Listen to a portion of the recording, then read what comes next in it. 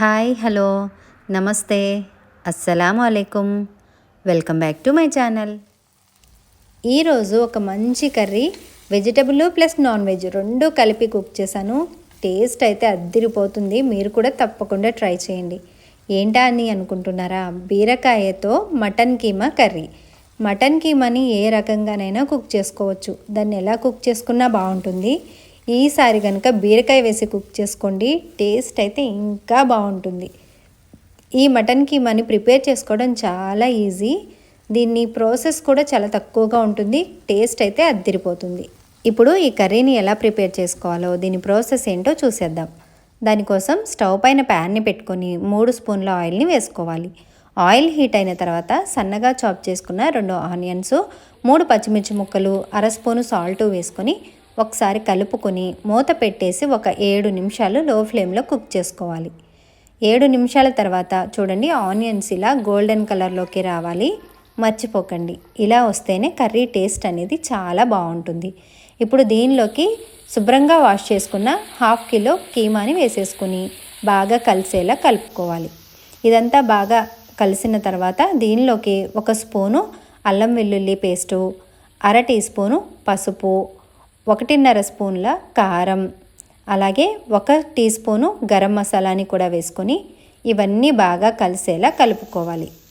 ఇవన్నీ బాగా కలిసిన తర్వాత మూత పెట్టేసి ఒక 5 నిమిషాలు లో ఫ్లేమ్లో కుక్ చేసుకోవాలి. ఇలా కుక్ చేసుకోవటం వల్ల మటన్లో ఉండే ఎక్స్ట్రా వాటర్ అంతా బయటకు వచ్చేసి ఈ కీమాకి మంచి టేస్ట్ అనేది వస్తుంది. ఒక 5 నిమిషాల తర్వాత చూడండి, ఆయిల్ సపరేట్ అయిపోయింది కదా.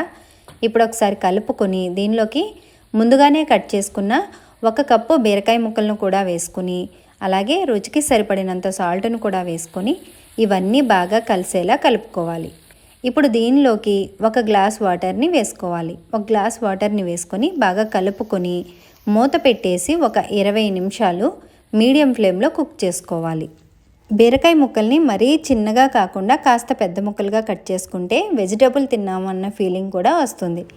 ఒక 20 నిమిషాల తర్వాత చూడండి, ఆయిల్ సపరేట్ అయిపోయింది. అలాగే కర్రీ కూడా కాస్త థిక్గా అయ్యింది. ఇప్పుడు ఒకసారి కలుపుకొని దీనిలోకి సన్నగా చాప్ చేసుకున్న కొత్తిమీరను కూడా వేసుకొని ఫైనల్గా మరొకసారి కలుపుకొని మూత పెట్టేసి ఒక 5 నిమిషాలు లో ఫ్లేమ్లో కుక్ చేసుకోవాలి. ఏ కర్రీ అయినా సరే కొత్తిమీర వేసిన తర్వాత ఫైనల్గా ఒక 5 నిమిషాలు లో ఫ్లేమ్లో కుక్ చేసుకుంటే కర్రీకి వచ్చే టేస్ట్ ఉంటుంది. సూపర్ అంటే సూపర్గా ఉంటుంది. అంతేనండి, చాలా ఈజీగా చాలా టేస్టీగా మటన్ కీమా విత్ బీరకాయ కర్రీ చాలా యమ్మీగా ఉంది కదా. దీన్ని ఇంకా సర్వింగ్ బౌల్లోకి తీసుకొని సర్వ్ చేసేసుకోవడమే.